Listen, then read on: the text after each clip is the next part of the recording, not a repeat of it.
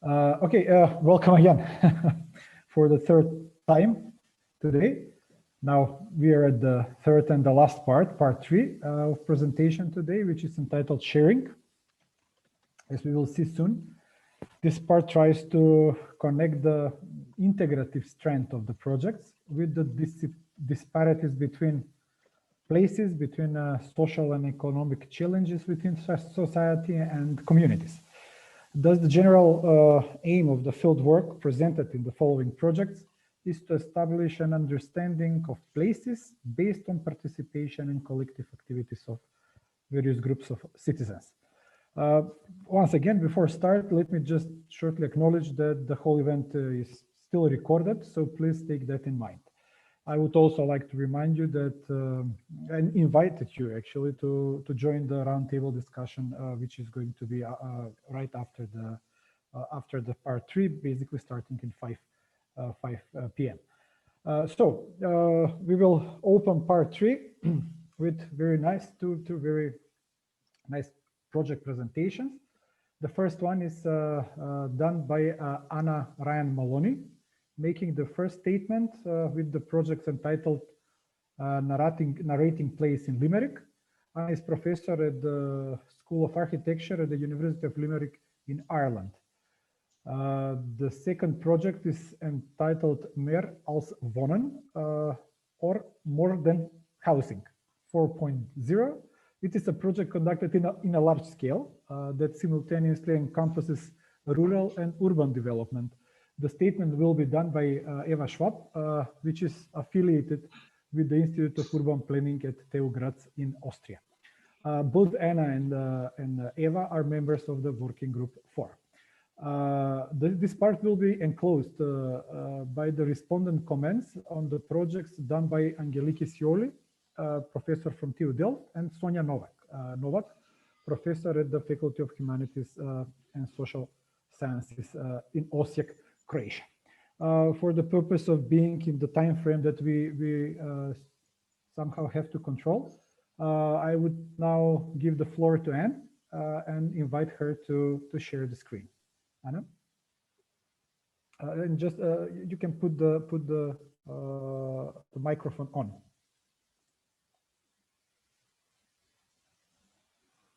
We are seeing the image, but we are not listening to Anna. Sorry, I couldn't figure out how to. I'll share it again now. Sorry. Right, it's okay. Yeah, should work. Sorry, I couldn't find my microphone thing when I clicked share. So you can see image, yeah, and the chart. Yeah, okay, everything's fine. Okay, perfect. Thanks. So thank you, Luis and Slobodan and everybody today. It's very interesting.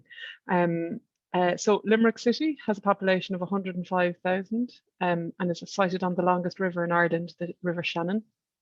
Its tidal and estuarine condition characterises the nature of the city, with fields and farms woven around all its edges, the rolling hills of County Clare to the north and the salty call of the Atlantic Ocean to the west. You can see the hills of Clare in the distance in the picture.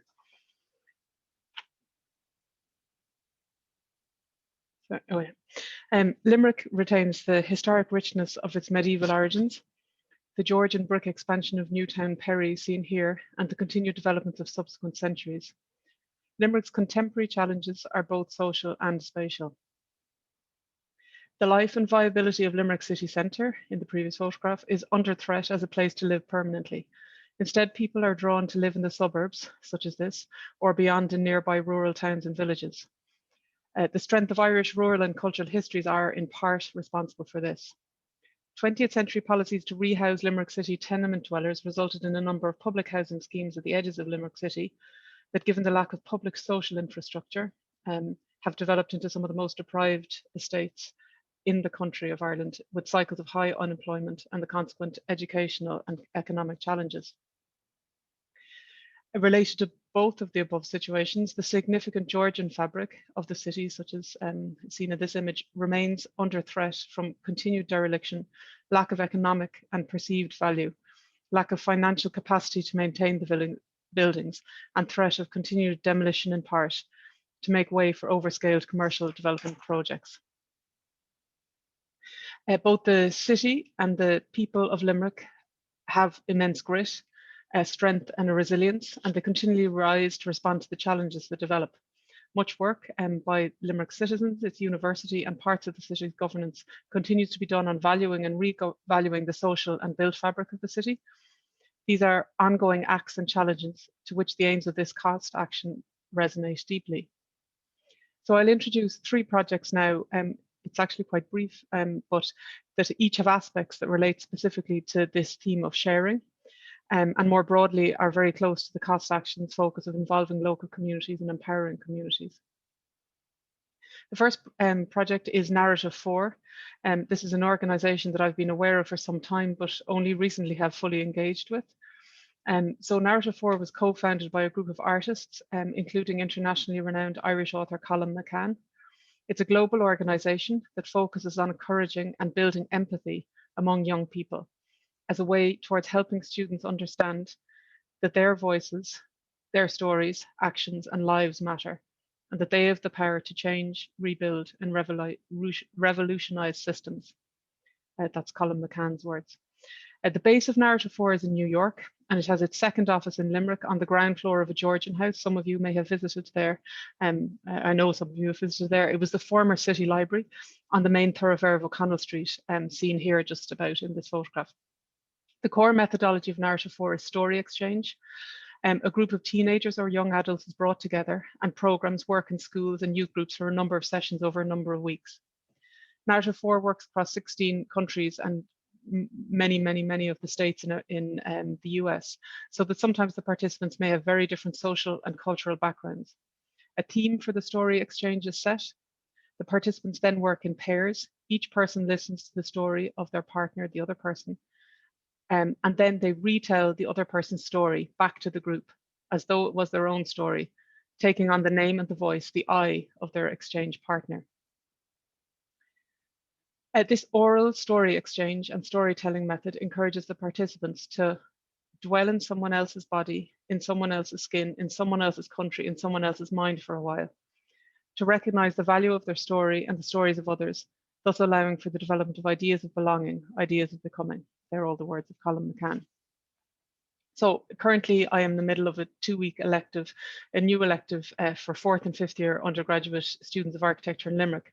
I've called it Writing Place, and actually being part of this particular group has given me the confidence to kind of formalise my long held interest into an actual formal teaching module, a standalone module that's focused on place and the writing of place. So one focus of this module is on Limerick City. 2 days ago on Wednesday, as a group, we engaged with the Narrative 4 story exchange methodology in a workshop hosted online by Regional Director of Narrative 4, James Lawler, that some of you may have met in Limerick, and Programme Manager Rachel Gleeson. So the story prompts we set up were focused on memories or experiences where place is important to that memory or experience. So our 14 students exchanged stories in the fashion just that I mentioned. So this is a seemingly very simple experience of oral story exchange, something that is long held in sort of the experience of humanity.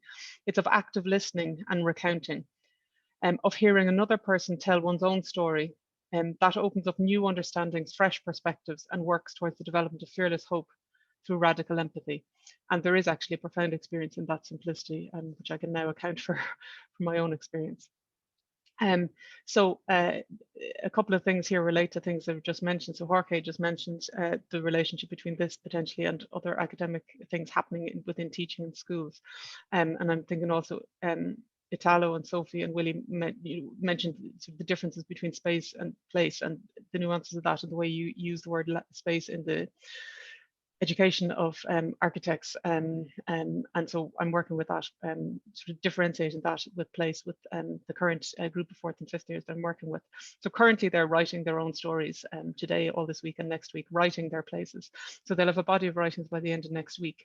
And the oral story exchange is one part of this process of writing of place. This is the atmosphere and energy of sharing in our Soul studio pre-COVID. So hopefully someday we will get back to that. Everything is totally shut at the moment.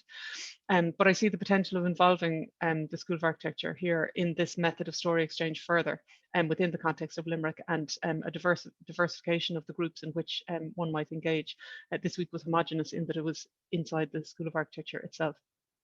So ways to draw out and understand more deeply the social and spatial challenges of the city of Limerick that I just mentioned, encouraging empathy that's at the core of Narrative 4's ambitions, and amongst other things, to acting on one of the sort of aims of this cost action to offer concrete tools and methods for the construction of common grounds among communities based on relations of meaningfulness and appropriation of their built environment.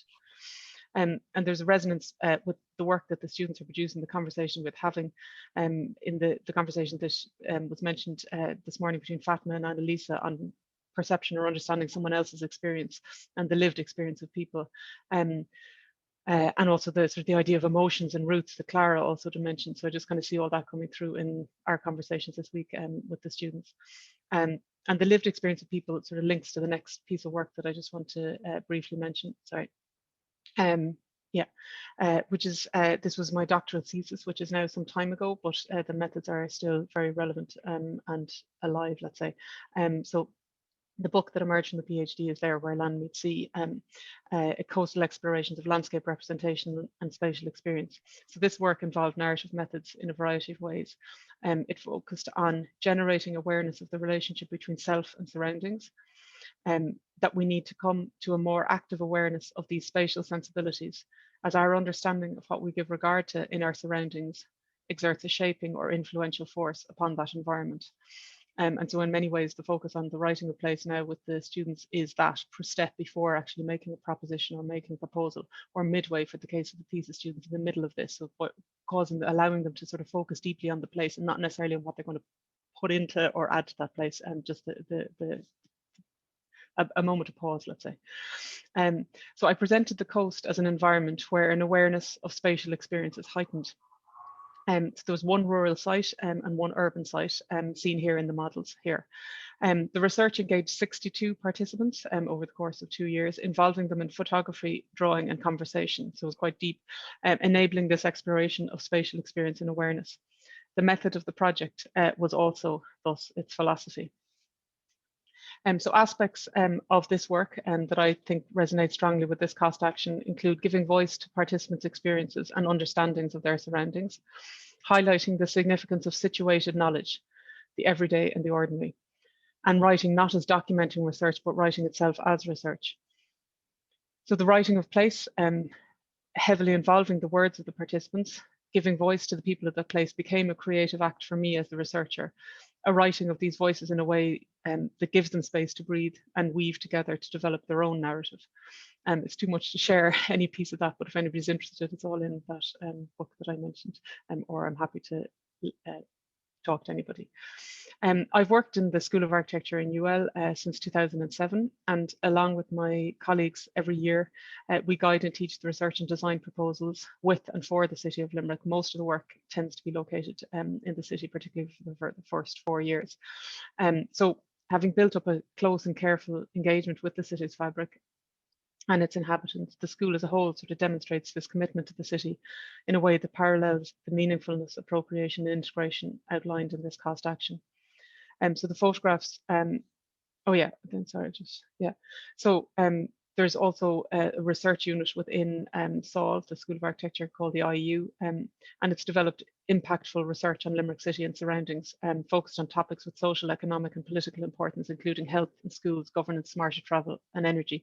So all the photographs that you're seeing here of Limerick City, apart from that brief piece of my doctoral research, all the photographs were ones that I took as part of the One City project made almost 10 years ago actually now, as part of the IU, one of the starting places of understanding the indivisibility of Limerick, going beyond any governance and sort of delineations of who is in charge of what, and as a way of seeing the place together with its surrounding counties, a place within its context and regions.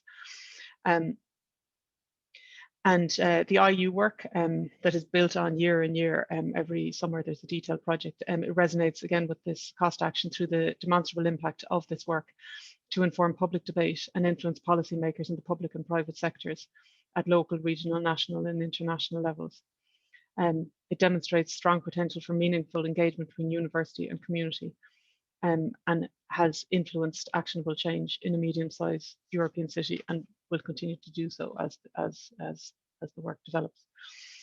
So I suppose I'm saying I've plans and develops ways of sort of ideas to bring these things forward, the different parts. So the understandings of Limerick, the methods in the doctoral research, and the central methodology of Narrative 4, I think together offer potential to be developed in ways that engage the motivations of this cost action, and as ways to address some of the spatial and social challenges of the city that I briefly mentioned, as a way to benefit Limerick City and the people of Limerick.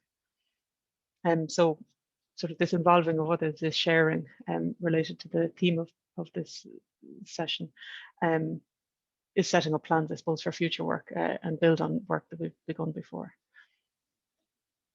Okay, thanks. Thank you, Anna. Yes, yes, I would not further delay. We can go further on with the next presentation of Eva Schwab, and then we can I will invite Angelique and Sonia to make a reflection. Okay, do you see my screen? Yes, everything is fine. Hearing. Okay, perfect. Okay, so I'm presenting the project entitled Mehr als Wohnen, as you've already pronounced beautifully before.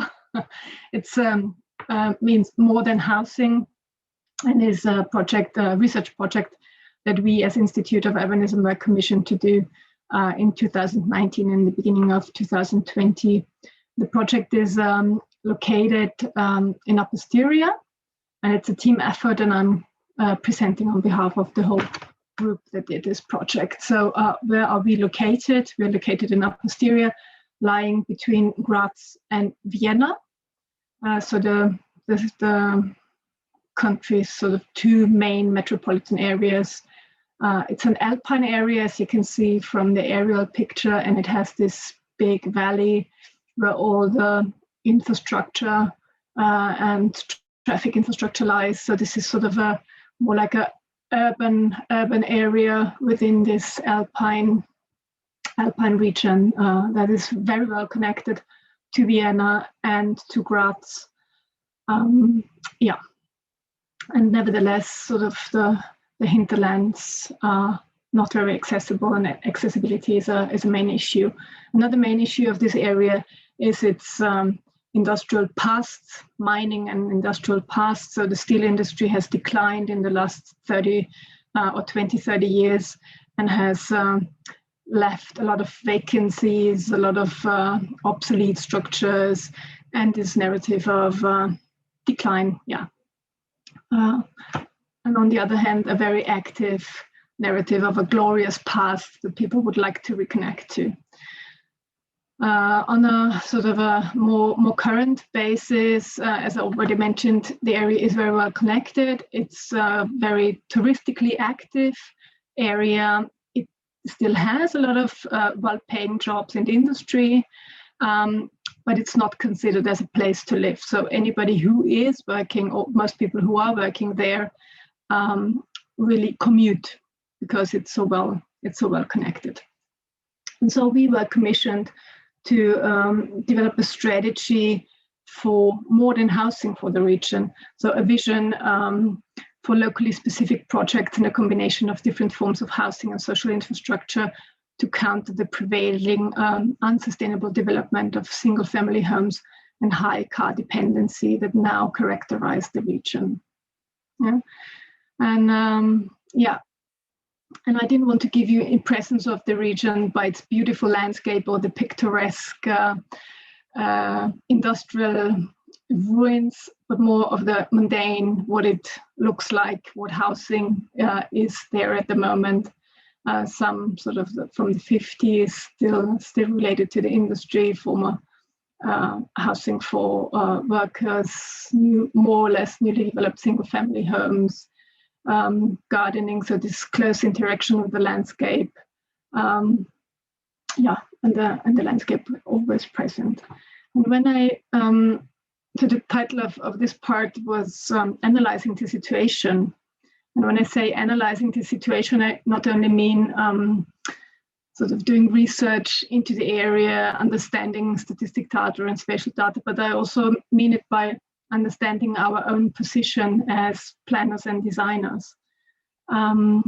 understanding or sort of making transparent our own viewpoint and our own standpoint. And I've always been very inspired by McHugh's urge to more social responsibility for the planners by exposing and proposing and politicizing. And by that he means to share the analysis of the problems with those who were affected by it, to propose projects and strategies in collaboration with the citizens and to make transparent its political implications. So that was sort of my approach to this whole process. And from that, the methodological choices really were generated. So it was not so much a study to come up with a master plan or a sort of concrete housing project, but more as a contribution to an ongoing discourse about the future of the region, in which we wanted to bring in our expertise. So this idea of opening up our research, of using workshops and exhibitions, and also the choice of working with graphic representation to make this basically known statistical facts shine in a new light and so inspire a new kind of discourse. But yeah, so just to give you a quick overview of what this looks like or looked like, yeah, sort of a representation of the results of a set of interviews with 35 mayors of the region, where you can see the challenges and the qualities they see in the development of their municipalities, where sort of accessibility, traffic, and social infrastructure is one of the main challenges, and landscape is one of the main qualities they see. Yeah. And so traffic, as you can see here in this overview, happens in this valley that I mentioned at the beginning, and sort of connects the main points, but is mainly largely inexistent here in the more alpine areas. And when I say traffic, I mean public transport, because of course the car is the means of transport, and this is also very obvious when you look at commuter traffic. So these are the areas that are mostly commuted to, and this is where they're coming from. Yeah, you see, so even in this already peripheral area of Styria, you see a very strong center and a very large periphery. Yeah, and so it was not so much that we presented things that were new to the people, but that we presented them in a way that made them think, and that started this discussion. This, for instance, was a representation of the results of a questionnaire, where we asked how people perceive or value their social infrastructure in terms of educational facilities, doctors, kindergartens, public transport, and what they would like it to be, or how important they see it. And simply representing it in this manner made obvious the difference between what they have and what they would like to have, and was an interesting point of discussion. Here again, maps to show the issue of accessibility. And this representation, or this graphic, represents demographic dynamics of the area. And this was interestingly sort of a game changer in our conversation with the municipalities, because they had in mind, or had this idea of, okay, they're being abandoned, or they're in an area of decline. And then when we looked at where people actually move to when they move away from these municipalities, we could see that they're all staying in the region, or a lot, sort of big proportion of them are staying actually in the region. And this sort of triggered this idea of, oh wow, it's not so bad after all, and we could be the municipality that people move to, and there is quality to be recognized, or our quality is being recognized. Yeah. So also we worked a lot with examples, good practice examples, to to simply inspire, or to move the discussion forward, and not be stuck with, oh, this is not possible, we can't do it, but to show examples where it was possible. Yeah, these are sort of images from workshop settings where we presented our findings, invited experts, discussed our findings and the inspirations that we got from experts. This is around with mayors. We did the same with municipal staff and with housing development. How do you say that? Yeah, well, the firms that develop housing in the area. Yeah, we then did for five communities. We actually did concrete proposals, a strategy proposal, and a proposal for a specific kind of housing project, either, as in this case, refurbishment of an existing building, where the ground floor then would be transformed into a childcare facility that the community at the moment does not have, and the upper part will be refurbished and will then have flats. So just a brief idea. And one of the big outcomes of our project, and one of our big goals to contribute to this discourse, was the traveling exhibition that we did. We had planned 5 events with panel discussion and interactions. Due to COVID, only 2 of these events happened, which was a big pity. But still, we developed this idea that our way of working is resonates with the people there, and we thought, okay, now as a first step, it was a commissioned work. It was a research project that very much based its ideas, or very much drew its ideas from what more or less official people said, the mayors, the staff of the municipalities, and did not so much engage actual residents. And so we developed this idea of a second phase for the project, to dig deeper and involve more relative narratives of the residents more directly. Yeah, but you all know also in fall, COVID restrictions limited our ability to really interact with residents in the municipality that we had chosen to work with.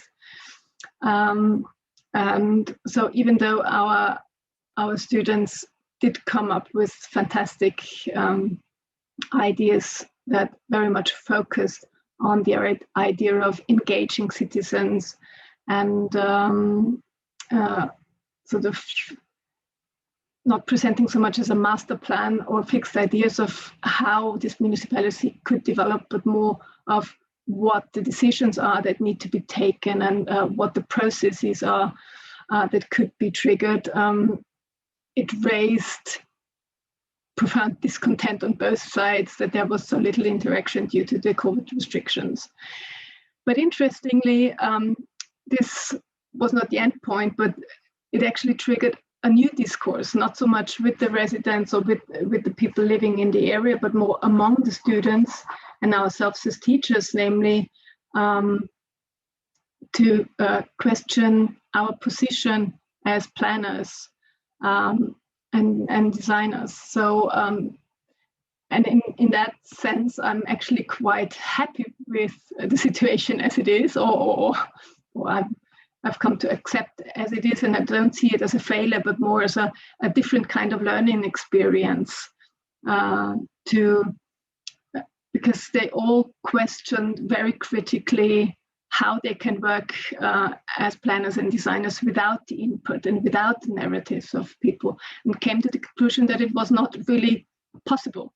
So for me, that already is a good outcome of this term, even though we did not fulfill our initial goal to work closely with the community.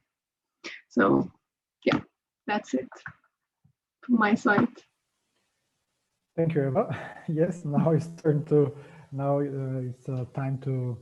Angeliki and for Sonia to basically make an overview and respond to the projects that were presented by you and Anne before. So Angeliki, Sonia, which one of you is going to? Thank you very much. If we're allowed to, we split the work between us.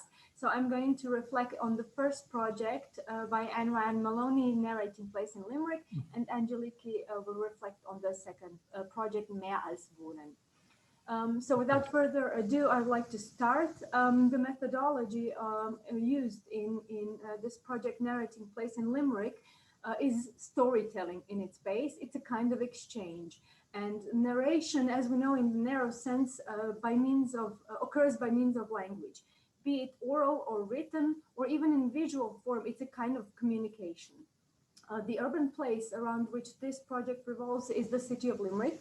And the author has identified the problem of this mid-sized European city in the fact that Limerick both faces social as well as spatial challenges when it comes to the city center, that is in terms of its lack of attractiveness for permanent living. What I've tried to do is see from a theoretical perspective or point of view what the project focuses on. And I think it focuses all different parts of it, all aspects, focus on the self, the place, and the other. The relation between these elements evokes to mind, in my mind, at least Ernst Mach's psychological and philosophical ideas, as well as the concepts by Jacques Lacan, because the project is based on positioning the self and the other in a certain place by means of, in this case, oral storytelling, written storytelling, visual storytelling. Oral storytelling implies a kind of an intimate exchange between the teller and the audience. It is also similar in the written form. When you read a text, it's a kind of very intimate connection between the person reading and the writer, and also when viewing a photograph. So it can be compared quite nicely. And the storyteller and the listeners are physically close, and they share, in addition to their experience when describing the story, they also share this particular place in the moment when this exchange occurs. In terms of Mach, the place in question is viewed, of course, as physiological space, not geometric space. And in terms of our action, we could say that a place in space the place is actually space given meaning. So a place is meaningful space. According to Mach, physiological space is intertwined with basic emotions and is bound to our emotional psyche.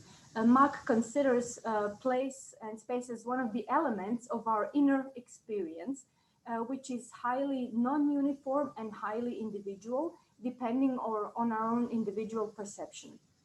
We perceive, in this case, the places with our eyes, but we also perceive the other by reliving their experience and in retelling their stories. The original storyteller shares his experience, and the recipient receives and perceives the story to retell it as his own. On both occasions, this results in establishing a relation between the self and the other by means of language, and this exchange then establishes a kind of a symbolic order for this specific time and place. I'm referring to the symbolic order here in terms of Lacan. So there is an exchange of stories, a kind of communication between the I and the other, and as we know, storytelling evokes emotions, thus placing the stakeholders, whoever they might be, in this process into Mach would call this physiological space. So it's a process of integrating several bodily but also emotional senses. So both mental, emotional, and physical processes occur. We see and we hear, we utter words, we experience smells, and we touch the objects around us, we touch the brick walls and everything. It's thus a process of establishing the I or the self first as a body in this place, and then at the same time taking the surroundings in and distinguishing oneself from it. Mak claims that the self and the external worlds are therefore no metaphysical concepts, but empirical constructs, meaning that we involuntarily construct them according to our perception. The starting point of Mak's thought is that this physiological space is different from geometrical space, since physiological space is the space constructed by our cognitive structure. It is not something we intentionally create, but rather it's a product of unconscious adaptation. Since here we have instances of storytelling and then retelling, one might also call this a kind of adaptation by words, or even appropriation of some keywords. Words, be it written or spoken, in addition to their communicative function, complement the sense of place and contribute to the awareness of all the key aspects, the self, the other, and the place. By viewing or experiencing, reliving emotions of another storyteller, one becomes more aware of one's own perception, and in retelling stories, one might imprint their own reflections or feelings onto them.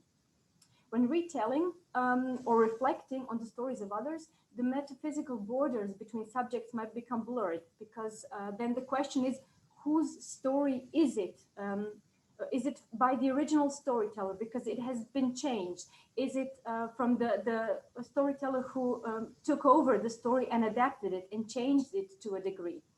So the person retelling might even unwillingly appropriate, change, transform parts of it due to different reasons, due to misunderstandings, due to lack of knowledge if the case of language is different than the original language. So obviously the language aspect plays also a very huge role. And the words and the language as means of integrating form and meaning into a communication device also supports this argument. This retold story has as many different interpretations as there are members of the audience, because many different perceptions. And this exchange makes it shared experience for this group. I will finish with a couple of last sentences.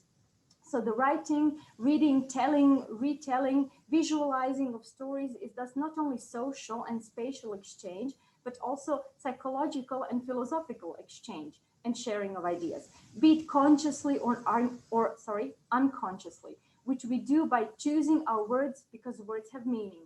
The listeners receive, perceive, and interpret the meaning in very individual ways, sometimes even to an extent of transformation and appropriation.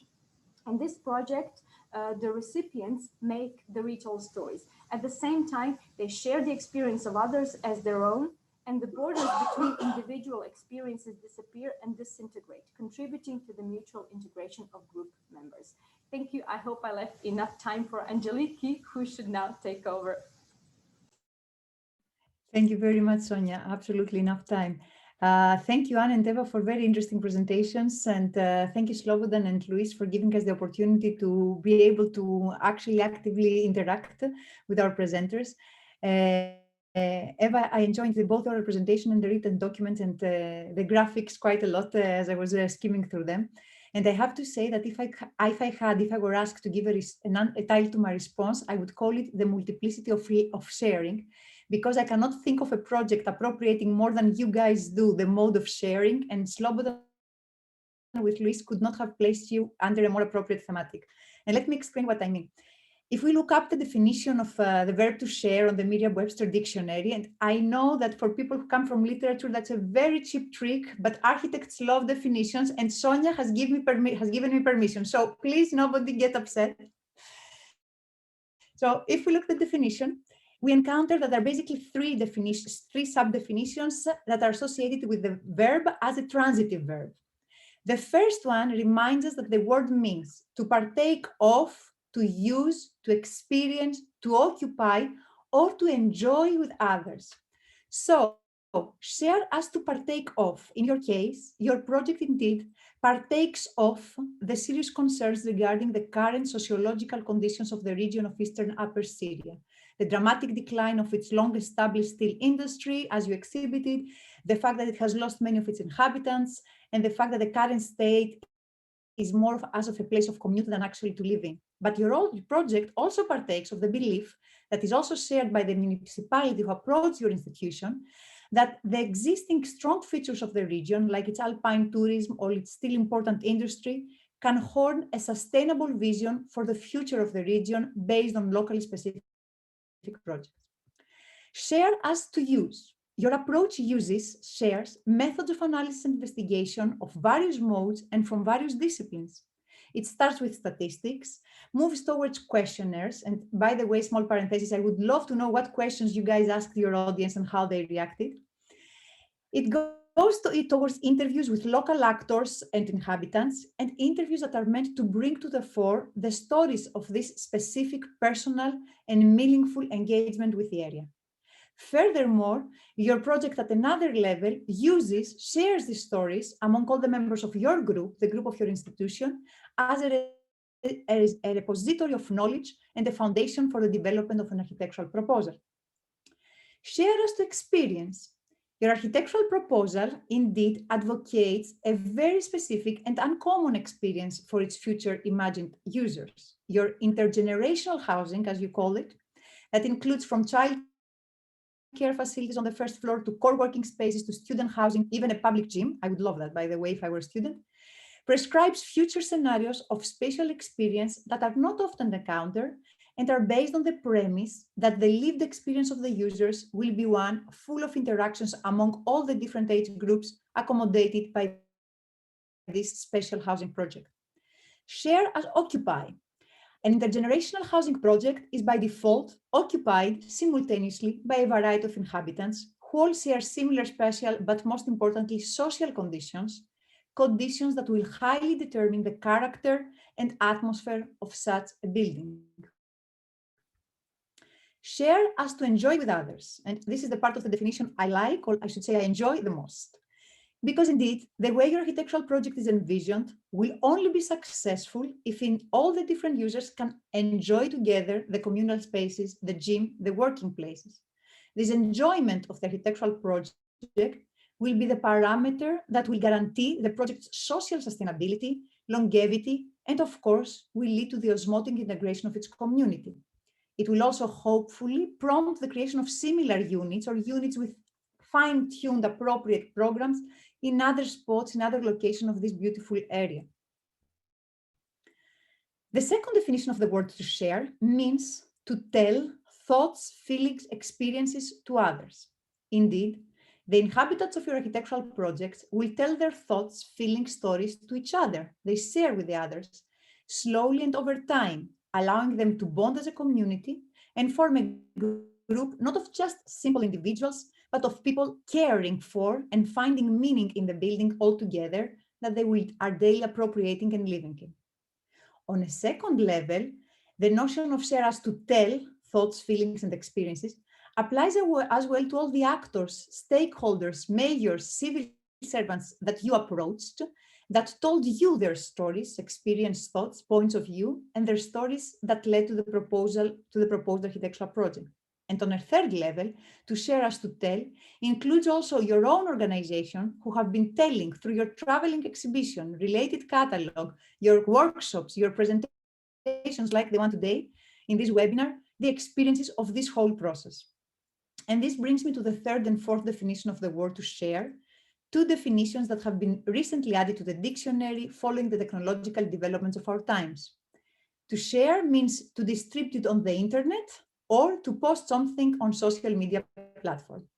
Modes of sharing that, of course, you have already employed a lot and that you will keep employing in the process, as at least, and because I know the big disappointment of how Corona has really changed your plannings, at least this mode of sharing cannot be infected by the restrictions of the pandemic and cannot hinder some of the full development of your work as you originally planned. And with this public sharing of my own response to your project, I will come to a temporary stop, though there are still many more subtle layers of sharing that your project explores and shares with us. Thank you. Well, thank you very much, Angeliki, to you and to Sonia. Of course, thank you to all of you from the first part of this session. Angeliki and Sonia, I would also publicly like to thank you again, because you really jumped into this program in a very last week of preparations, and you have really prepared yourself really in a very precise manner to respond to the projects that Anna and Eva presented. So thank you very much from me and on behalf of Luis, of course.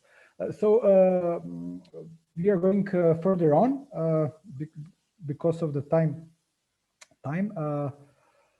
We are going to the last two presentations. So in the last but not least, of course, we are going to have the statement conducted by Matej Nikšić, a member of Working Group 2, but also an architect and urban planning coming from the Urban Planning Institute of Republic of Slovenia.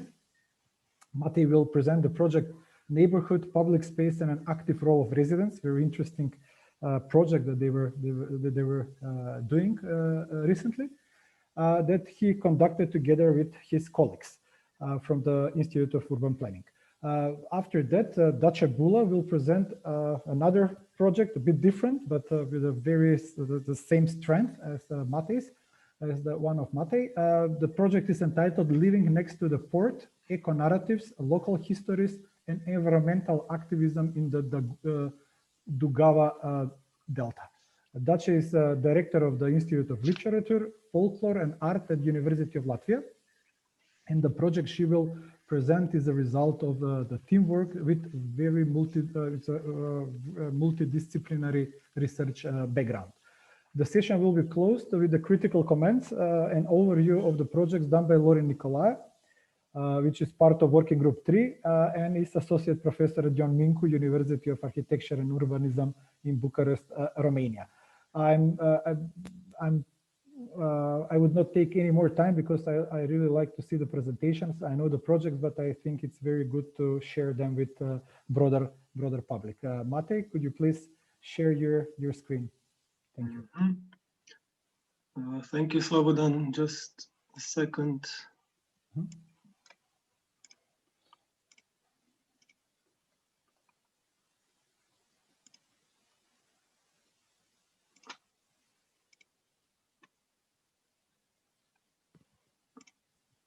Can you see it? Yes, yes. Okay. It's in full screen, yes. Perfect. Yes. Hello, everybody. It's a pleasure to be here, even if it would be better to be together in some real places, and it would be time to share some bottles of wine probably already after the whole day. But I try to keep it short. This is the story about Ljubljana. This is my city where I come from and where I lived for all my life, so to say. And we worked on some specific neighborhoods within this city with my colleagues in order to move forward our disciplines, or urban planning as such, in the direction of the more participatory approaches. Ljubljana used to be, I don't know why this is going automatically. Ljubljana used to be a kind of a very industrial city in the past few decades, because it was one of the industrial centers of ex-state of Yugoslavia. And if you read tourist guides, for example, from 80s, they will say, skip the city and go to the Alps because there's nothing to see. So it was a kind of a grayish industrial city, however, with very rich heritage, which was kind of neglected. With the socioeconomic changes in early 90s, the citizens and also the authorities rediscovered the city and started to invest into it. And nowadays, before the COVID lockdowns, we would face the opposite problem. There would be too much attention to the city and too many visitors actually, because the city was really regenerated and made a really pleasant place to be. However, this process was not very comprehensive, I would say, because it really focused only on the city center of the town, while all the other areas, you can see the whole territory of the city in the small sketch at the bottom of the screen, would not be paid too much attention at all. This means that the public spaces in the city center were really nicely redesigned, while just the opposite processes were going on all around the city, like the motorization process would really kill the public space and so on. The same happened with the build stock As I said, the city is really rich in built heritage, and it was really nicely rebuilt and upgraded in the city center, while all the rest of the city was not given too much attention to in terms of the physicality of the city.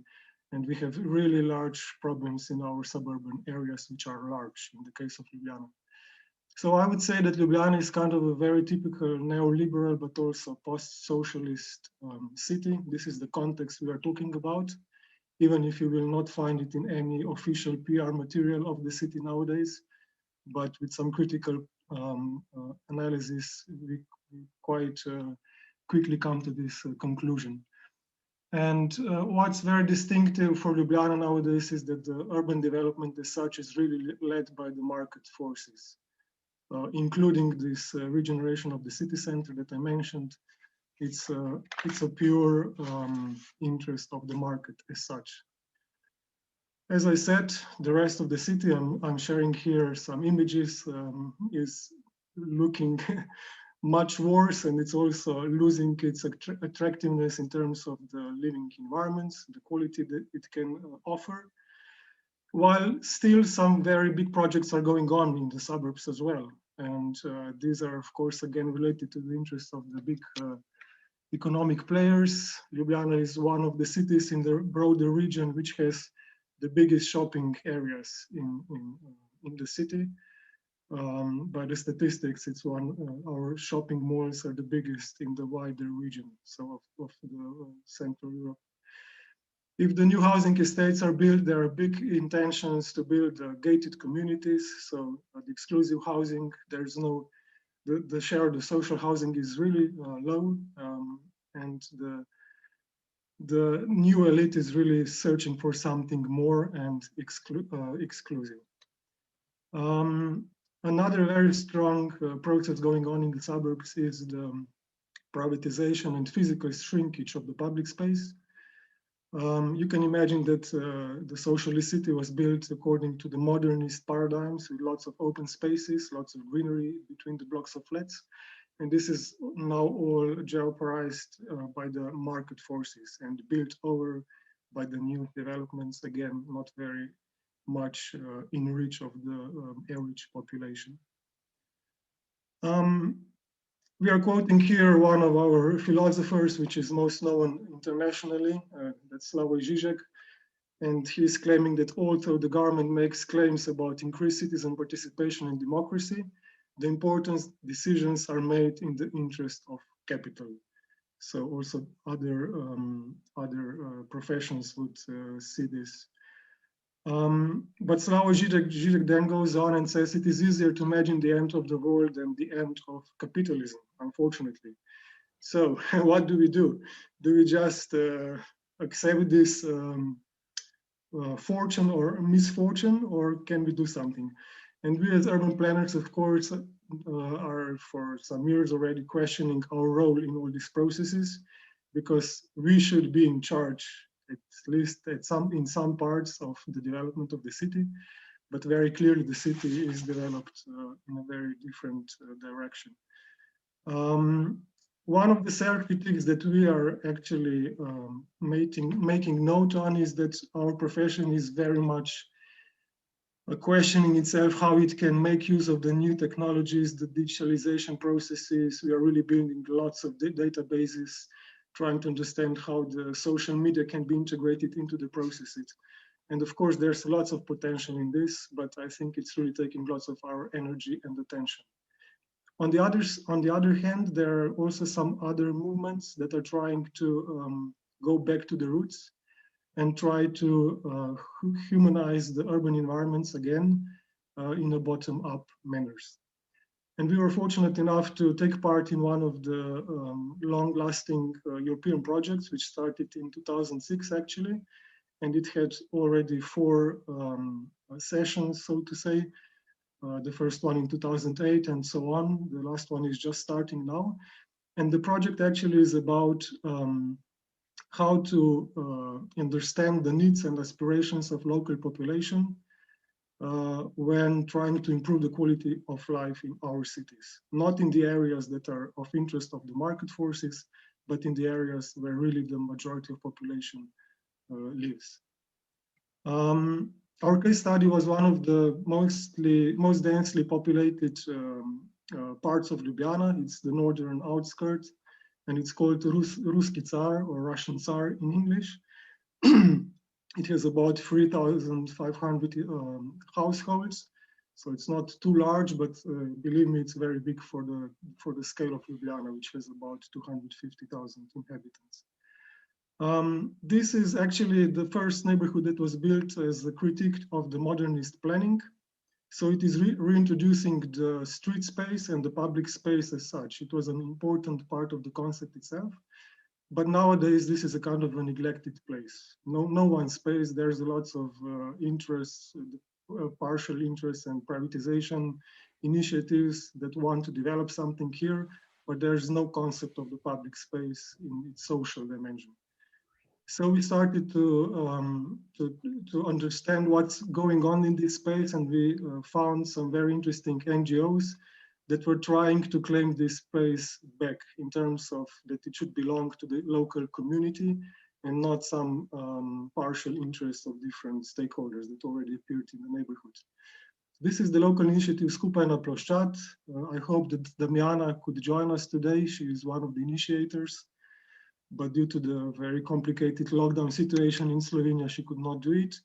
What they are doing is they are trying to introduce some cultural events on this platform and show the potential for the community that this space as the central public space of the neighborhood has. On the other hand, they are trying to connect the neighborhood to the surrounding area. As I said, it's the fringe neighborhood at the very edge of the city. There's many farmers just one step out of the neighborhood, and they're trying to connect the two communities which do not actually don't have any relation so far. And they're actually building this story around the topic of the local food production.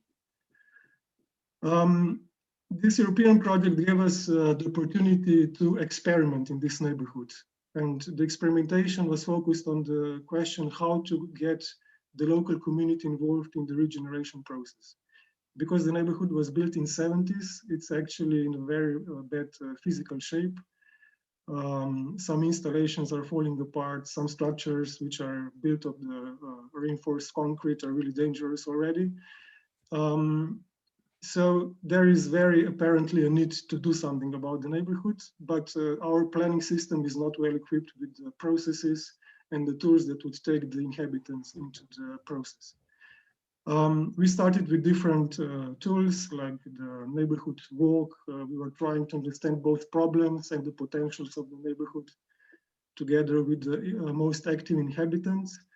And for this process, we are trying to build a kind of common activity of the neighborhood or the program of the regeneration that the local people would actually develop and then also take it for theirs.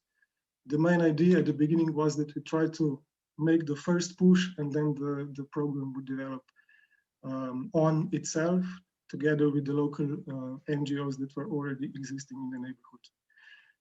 This proved to be a very difficult task from the beginning because the way of life in nowadays Slovenia is very individual one, and plus that our national character is quite introverted. So it's very hard to get people out of their flats and start to discuss the common things. So we were trying to make our minds how to get people out of the flats, trying to organize different activities, different social gatherings in the form of the picnics, walks, talks, and you can name it. And of course, every time we had some hidden agendas, we tried to understand what's beside this image that was then happening in the public space. We were trying to go deeper, and we were using different tools to understand their personal stories, but also the common stories of this neighborhood. Of course, we were using some very typical urban planning participatory tools like model making and I don't know, smoothie making, and again, a wide range of tools were used.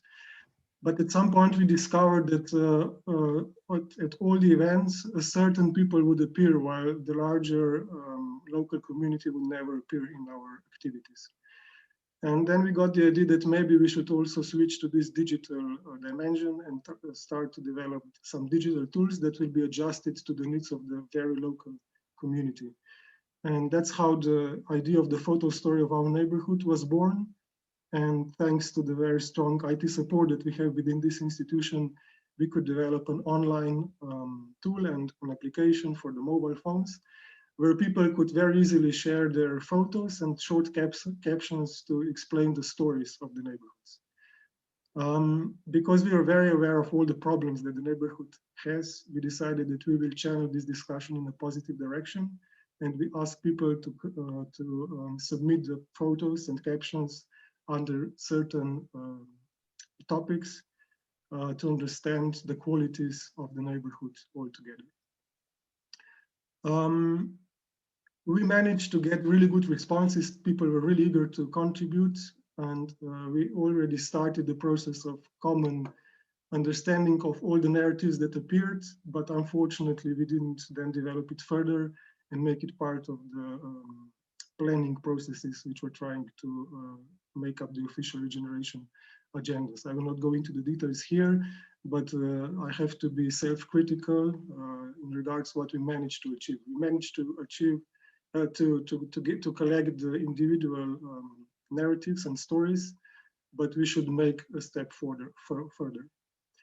One of the reasons we didn't develop that was that we focused on another very specific target group, which was the youngsters, which proved to be a very open-minded and very eager focus group in this participatory processes. So we decided we will align with the local schools and start to educate the new generation of active citizens.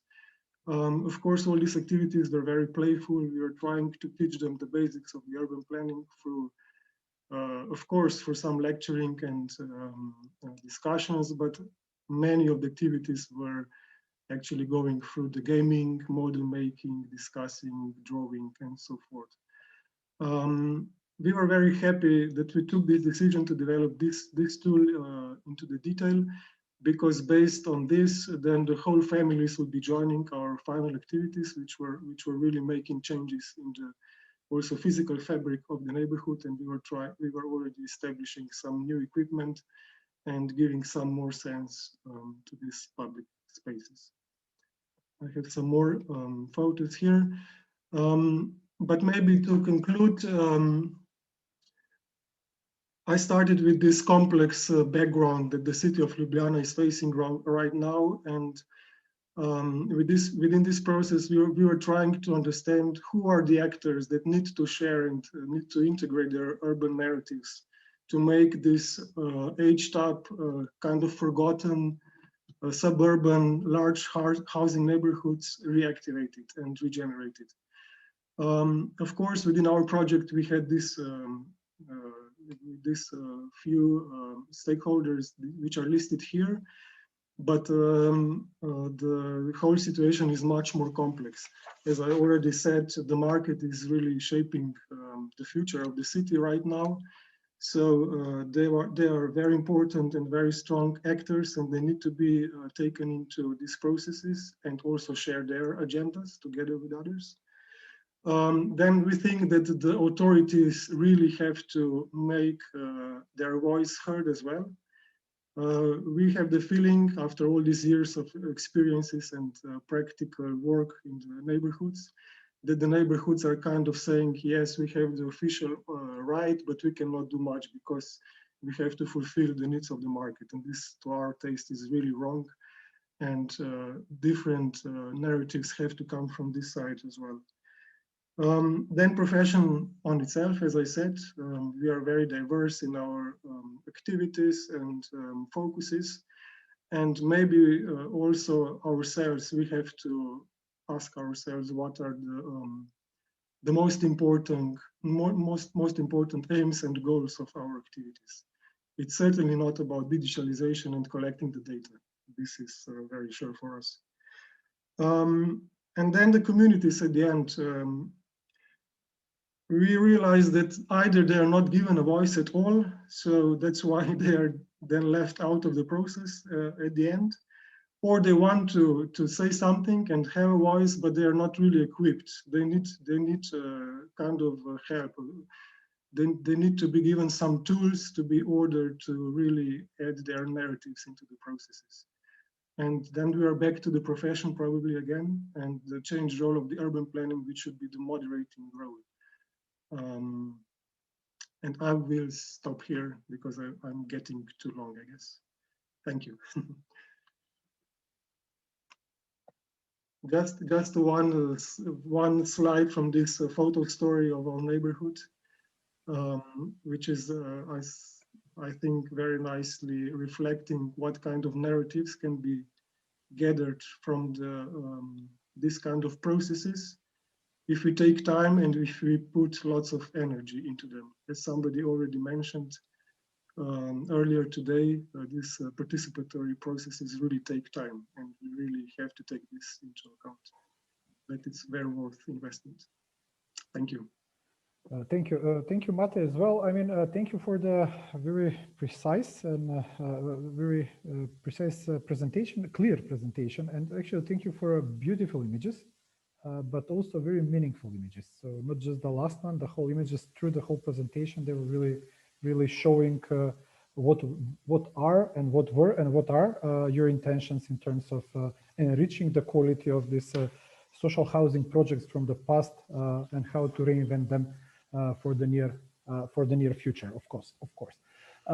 We are going further on with the presentation of Dacia Bula. Dacia, if you're ready, you can share the screen. If you have some problems, I could share your presentation. Just let me know. Good afternoon. It's nice to see you all again. I cannot start sharing the screen because Mate hasn't stopped his. Sorry, Dacia. Is it okay now? Yes, yeah. Perfect, yeah. Yeah. Is it full screen? Can you see it? It's still, no, it's not full screen.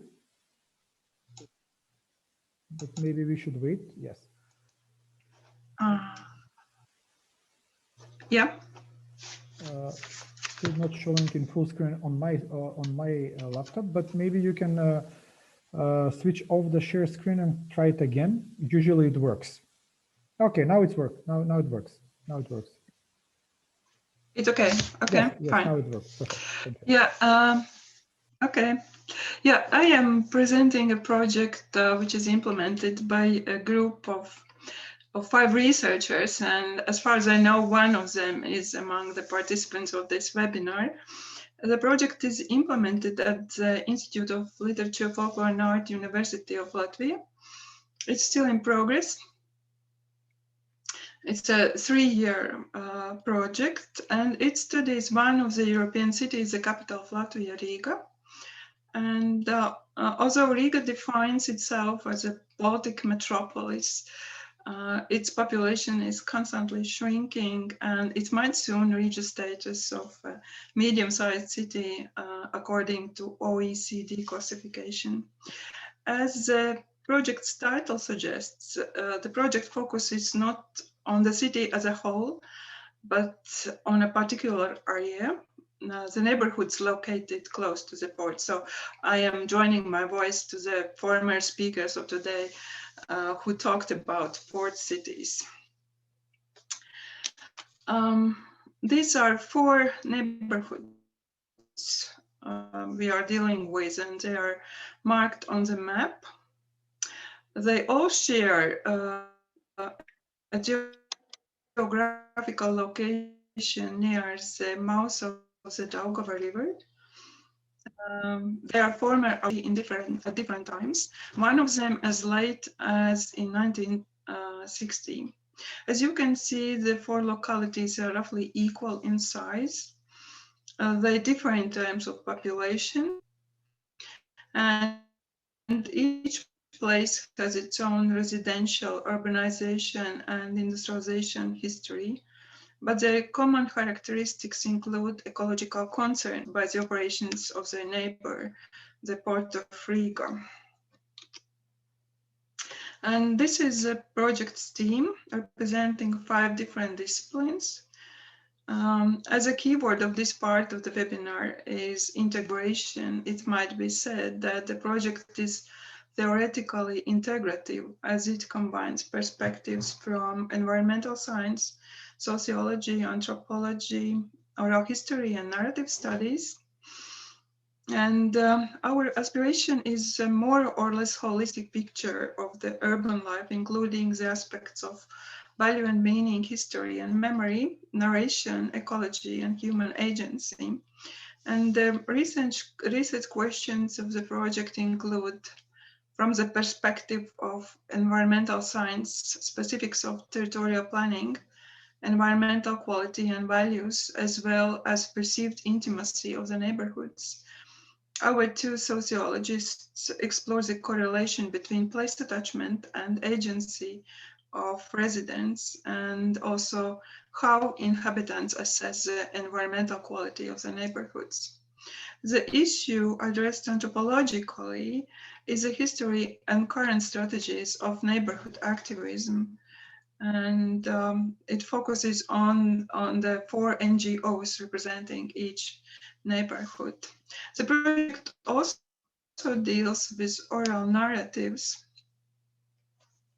in which people describe their urban experience and make meaning of their living in the neighborhood.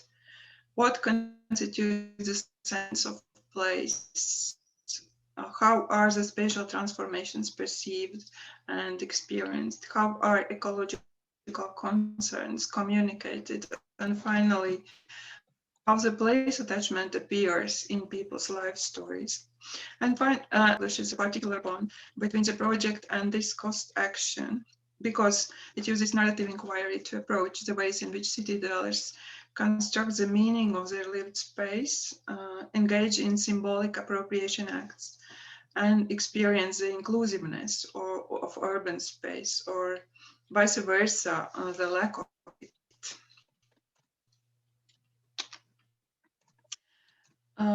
Given the project's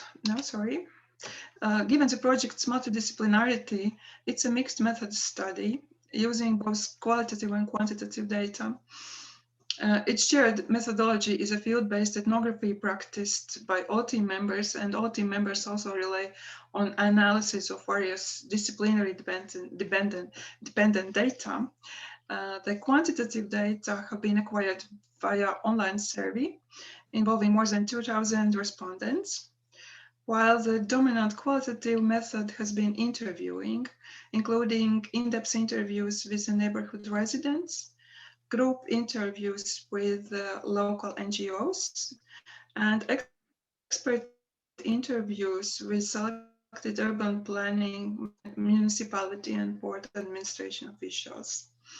A participant observation has been applied, engaging in the activities organized by communities or taking place in the studied locations, such as meetings, discussions, festivals, and other public events.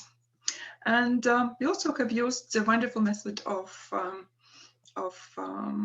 walking interviews, or simply walking, in order to learn the residents' sense of place and to construct our own. Thus, the project might be claimed also methodologically integrative. And what is more, even more important, integrative with regard to its social impact. It entails close collaboration between the project team and local communities, including the involvement of NGOs in particular activities, in particular research activities, such as designing the online survey, choosing questions, and editing it. They are not only studying the efforts of the communities to get involved in the making of planning decisions with regard to their lived space, we are also trying to help them be heard by the other parties involved in the formation of environmental culture in the Riga port adjacent territories, especially with regard to their ecological concerns and their aspirations towards more open and inclusive urban space. And in the concluding part of my presentation, let me shortly deal with the coexistence of the neighborhoods and the port in terms of openness and sharing. Returning to the map of the neighborhoods and projecting the map of the port onto it, it can be seen that one of the neighborhoods, Kunziņsala, is completely incorporated in the port's territory, while others only border on it. The present border of the port, the black line, is the result of the processes that started in 1996. It was a relocation of port's infrastructure away from the city center and toward the mouth of the Daugava River. In this process, parts of the land on the banks and islands of the lower Daugava were included in the port's territory. For the neighborhoods, this meant radical transformations. It meant being partly or completely cut off from access to water and being increasingly exposed to industrial operations of port terminals.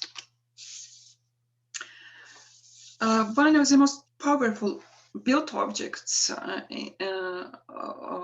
of built environment in all neighborhoods has become a wall or a fence that demarcates the boundary of the port. Much addressed in local talk, these constructions have discriminating effects on both physical and social space. They deeply shape people's experience of their environment. The port of Riga is surrounded with all possible kinds of walls and fences, almost along entire lengths of its borderline.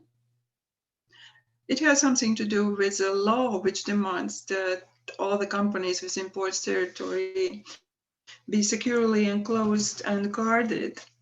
At the same time, so far, port's administration has not demonstrated a willingness to examine the necessity for a fencing construction in each particular place, especially if fence has no other function than a pure boundary mark, sometimes only separating the riverbank from the neighborhood.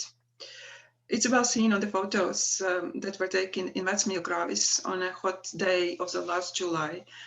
They show how people's attraction to water has been needlessly downgraded or even rendered illegal, and how people deal with that. Lost or shrinking access to the water is one of the recurrent themes in the narratives of nostalgia in all neighborhoods. Concurrently, there is a felt lack of appropriate safety constructions that would protect private properties, residential areas, and public spaces from the negative impacts of port's proximity, like the timber piles that have almost buried the private house in Mangaisala, or open-air coal reloading taking place straight across the river from the children's playground in Vecmīlgrāvis. And having experienced some serious accidents, at times involving emergency evacuation, and bothered by frequent presence of smell, dust, and noise, the residents are eager to share their narratives of ecological trouble.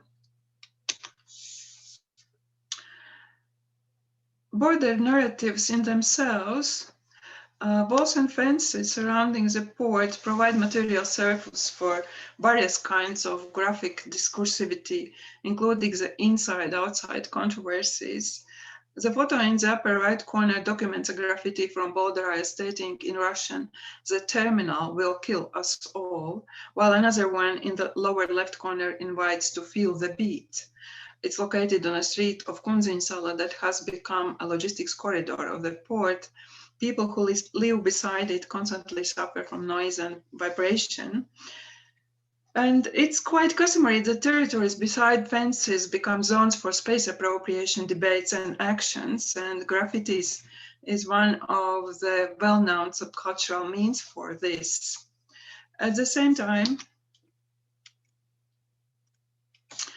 the fences of the Riga port have also been targeted by officially sanctioned symbolic actions involving both the communities and the port officials. They are aimed at promoting a dialogue or reconciliation between the people and the port. As the information sign in the upper left photo tells, in 2017, a green hedge was planted next to the port's metallic fence. And it was done jointly by Kunzinsala activists and port employees. While the NGO of Vecmīlgrāvis, in the course of 9 years, were the children of the neighborhood who turned the gray concrete wall into several hundreds of colorful visual narratives. These actions were sponsored and supported by the port. Its administrator named the fence an object that now, instead of separating, is uniting the people and the port. But I will conclude my presentation referring to one of the leading neighborhood activists who in the interview expressed the hope and believe that the port will open up for the city someday. Thanks.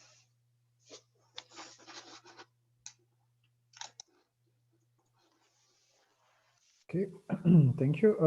Lauren, are you ready for the response? Yes. Okay, thank you yes, very much. Certainly. Thank you very much for this very beautiful and comprehensive presentations of participatory projects. Me myself, I've been involved in the participatory architecture in the last, I don't know how much, probably 10 years or maybe 12 years. And I really resonate with these both projects because they try to respond to a specific need of the community. For Matei's project, it's about the neglection of periphery and fostering all investments into the center, thus resulting unwanted gentrification of the city with all the dangers that might occur. Developing the city by the laws of profit, and these are very rarely in the same logic with the laws of common wellness and common good. And the project of days about the problem of isolating the community from the waterfront. I mean, this is, in my opinion, a cultural theft, because first of all, the people settled in Riga because of the water, because there was water. People settled wherever water was. So preventing the people to reach the water is a cultural theft that cannot be let like this. So this reality of fencing the waterfront and preventing the locals to reach it is a reality that should be addressed. And in this respect, both projects understand the reality not as a static cultural construct that cannot be changed, but instead this reality can be changed and transformed. And how? Together with the communities that have the right to the city. Coming to the project of Deis Bula, which I really appreciated quite a lot. I made some comments and some notes here. I will be very short. It's very much related to limit, because it tries to open this limit. And while, of course, these limits cannot be opened overnight and by breaking them, that would be, of course, a revolution, but they have to be opened by thinking of them, by considering them, by transforming them. This perimeter of the waterfront has this Greek word peras in it, peras, the limit, like in periphery of Matei's project. So we deal with this limit and how I appreciate very much the creative way of trying to open this periphery by painting those walls. Which means that those walls gain a different signification. They become metaphors of space, like in the literal meaning of metaphor, metaphoros, something that brings us in a different place. So we no longer see just a wall. We see a wall that is talking about the aspiration, is talking about the need, it's evoking the local identity, and it will become, until it will disappear, a place, not the tens of miles of built and organized nowhere, which is right now. So making those in appearance little actions in order to change the significance, or to give significance to nowhere or a non-place, is something extremely important, because it's creating the premises for people to take further action, and for the children that are right now and that contributed to those this project to reclaim what is theirs, which is the waterfront. Coming to Ljubljana project, I think that the presentation was extremely clear, and all the steps have been so well presented, as Slobodan has already noted. With identifying the key actors in the paradigm led by market forces and proposing this bottom-up approach, I would just say that this project is, as the project of these both projects, actually they sustain and they foster the active citizenship and a design which is democratic and is proactive and is community-based. And this idea of creating structures of inclusion, like creating the open public space which is needed and was left apart by the socialist regime, because in the socialist regimes we needed fabulously large open spaces where all the people should face the rulers, etc., etc. Building small public spaces dedicated to specific communities is a way to reclaim this nowhere, which is located in between the blocks of flats. The collective action and the reflective practice are ingredients of beautifully led participatory design. And the same idea of building local capacity is very important. Carrying a multidisciplinary approach and an integrated approach of many disciplines, including education, it's very important, because as I was saying, related to today's project, we have to train the future urban activists that should be able to militate for what is theirs, what belongs to them, and what is right now, for one reason or another, taken away.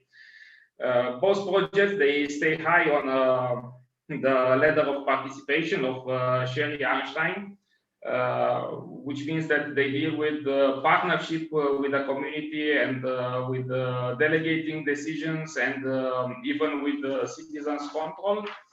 And I would just end, in order not to make this long comment, with a commentary for both of them, that both projects suggest, as an initial step, the bottom to top approach, based on the democratic process of consulting the citizens who are to be involved in the project. Many times architects are linked with power, with the institutions of power. Architecture has been in the sphere of power from Imhotep till modern times. And trying to go on the other side, it's quite hard because you start to understand it in a totally different way, and you have to renounce at your pride. But what you manage to give is the pride to the community, because as Matei was stating, this is very important to understand that the community and the space that it occupies has a future and has a dignity and can gain what can express the local identity. The consultative processes involved a decision network, a consortium of people who made the decisions, and the urban planners and architects had an important word to say, especially as agents of building consensus, which is quite hard. It takes time, but it is the only way to create legitimacy. And both approaches transpose the designer from the field of authority to the agora, to the public sphere, defined by the community's needs and aspirations. It's not an easy decision to make, but the reward of generating change where it seems impossible to happen, of bringing hope where there is none, and of putting all your talent at work for creating architecture or urbanism or design that supports vibrant life and foster local identity and pride is well worth it. So with these words, I would like to congratulate my colleagues for those wonderful projects. And for sure, I think that they might be circulated and lectured all around Europe as good practices in terms of participatory architecture and urbanism. Thank you very much. Well, thank you, Lauren, as well. Thank you to all presenters, Matei and Dace, from the last session. Basically, we have enclosed the presentation of projects from the last session. Let's see. Well, it's 4:35 almost. So although we have overlapped the time for questions and answers, of course, it's expected to be like that. It's the third session. The focus is not like in the morning, but they were very interesting projects and very interesting comments. I can say. So I hope that the time was not an issue for many of us. These delays. So actually, I really like to thank not just the respondents from this session, but from all of the sessions. I think it's very important. Most of us are coming from academic background or are affiliated actively, all of us, with research. So we're used to give reviews to somebody else, but now it's very good that we are getting reviews for our project. So I think it was really an enriching experience for presenters as well for respondents. So I would suggest that if somebody wants to have, we can spare a few more minutes to pose questions or to comment. The roundtable is starting in 25 minutes from now. But if you have somebody want to pose some question, maybe we can spare like 10 more minutes, and maybe the presenters could reflect on the comments that they received. I think that would be nice for the beginning. Somebody from the presenters, maybe at the beginning. Yeah. I'm sorry, I was connected, so I, sorry, Lauren's, but thank you, Lauren, for your conceptualization of the wall and with regard to the concepts of non-place, etc. And actually, I am now working on an article on walls and fences, So it was very fruitful for me to hear your response. And I also wanted to add to what you said about people, about motivation of people to settle near the water bodies and etc. What regards those communities we are with, these are not recently settled communities, are very stable communities that have lived for in those neighborhoods for many generations. So it's for them that they were disconnected from the water, which was kind of which played a very important part in their daily routine, in their occupation, in their with regard to their hobbies as well. So well, the dialogue between the communities and the port has started because port administration has recently changed, and so there is a hope that the port revise their built infrastructure and probably really open up to the city and to the communities. But thank you for your response. Thank you very much for your contribution. And I would add that this kind of taking away the water from the local culture, it's an aggression. And because for centuries, people have been using that water, and that is the reason for the people for being there. And just making a parallel, but of course, a very large one. When in Paris, the municipality organized those tanning area around the Seine and making like putting chaiselong and all the other amenities like umbrellas, etc., and bringing sand. People assaulted it, although it was not very intuitive, but the Les Quais de la Seine that were taken apart from the city because of the traffic, because of the organization of traffic in Paris, they have been reclaimed by the people as soon as it was the smallest possibility to do it. And imagine the riverfront in Riga that can be reclaimed, of course, for a lot of other activities, not for getting done, but for activities linked with the culture, with tradition, with history, that has an enormous potential that has to be taken into consideration and fought for. So good luck and fingers crossed, and all the support from Romania.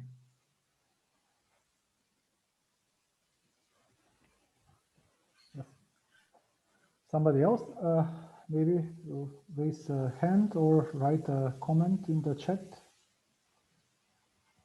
Maybe Eva want to comment on. Sorry. Yeah, yes, I would like to thank Angeliki again for her respectful reading. I have somebody there who's distracting me a bit, so sorry for that.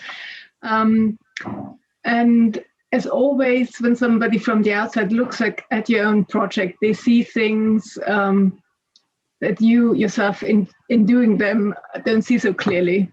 And so I'm really very grateful for pointing out these different layers of sharing, because I find it's a very good way to describe the project, and it's also it's a concept to sharpen our further actions. So I found that very helpful. Thank you again. Thank you, Eva. You're welcome. Maybe I could ask Matej, because as I recall, the project was from 2016, or yes. So, and I mean, really nice initiatives for this, let's say, active, provoke active citizenship that you were trying to do in the neighborhood of Ruski Tsar. But what are the experiences afterward? I mean, is this, you mentioned that basically participatory planning is a process. It's a long-lasting process. It's not easy at all. But what about now? I mean, 4 years after the project was taken and initiated, NGOs or other forms of unsolicited or proactive attitudes of the inhabitants. Do you have this kind of record? Do you still have contact with them? Yeah, actually, the project itself is a bit longer because it was also a teaching process for ourselves, and it started in 2006 already. But then the activities which were related to this very neighborhood started in 2014. And it was not until 2016 that something really started to happen in the neighborhood, because it took 2 years to really get to know all the stakeholders and active citizens that are already present in the neighborhood. If we wanted to really make it bottom up, it really took lots of time to go there, to map what's there, to try to talk to people, to understand their aims in their activities and so forth. So in 2016, the first activity started, and then it took 2 years of these activities that we were able to encourage them within our project. While the NGOs themselves, they also had their own agendas, and they were free of doing whatever they were doing before and after. And we are glad to see that the project did help them to build up their capacity to do what they do. And what we were not successful in was that these NGOs as such would grow in the number of people that take active roles within the NGOs. So the NGOs are now able to attract more attendance to their activities, but it's a passive attendance. We were not able to get more active citizens on board and help the NGOs. So if you ask me as a self-critique, we were partly successful. The NGOs are much more visible, and more people know what's going on, and they would come to the events when everything is organized and nice, and the roles are quite, it's kind of prescribed what everybody does. But there's no new, we call them active citizens. It didn't make this push. So basically, active citizenship is fading away and is substitute to, let's say, different type of institutionalization of the activities through the NGOs, as I recall. Yes, okay, it's a very, I mean, it's, yes, people are always seeing this neighborhood activity through NGOs, but actually it's just one part of it. So it's not supposed to be just the within the framework of another, let's say, party. Okay, then if somebody has some really short comment, fine. If not, we have 15 minutes break. Somebody else maybe? Or no? Okay. So then I really would like to close the third part, the third session, and just give a 15 minutes break. Afterward, all of us, hopefully we are going to join for the last round table, because the round table is very important for on reflecting after the day-long presenting field work. Basically, the round table idea is to use the discussion to utilize the future of field work within our cross-section. So to debate and to discuss how we can further develop field work within the framework of cross-section, but also connected to the theory and methodology. That's why we were insisting setting up this webinar together with Luis to have members from all different working groups. So I will stop here and see you all in 15 minutes. Thank you again. See you. Bye.